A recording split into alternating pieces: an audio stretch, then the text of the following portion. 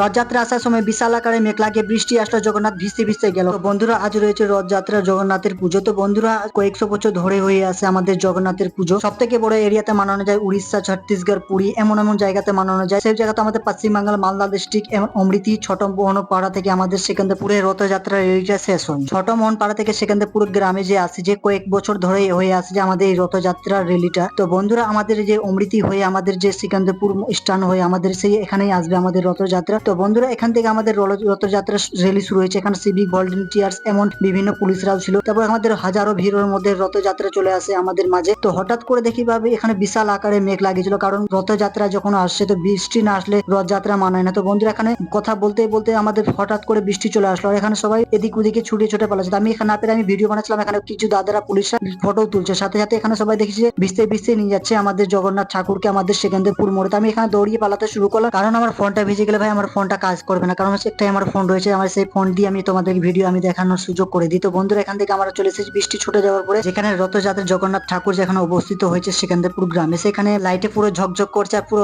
হাজারো ভিড়ের মাধ্যমে আমি চলে এসেছি এখানে ভিজতে ভিজতে। বন্ধুদের সাথে দেখা হয়ে গেলো, তার জন্য ভাবলাম যে ভিডিওটা বানিয়ে দিই। তো বন্ধুরা, ততক্ষণ ভালো থাকে তোমরা সবাই।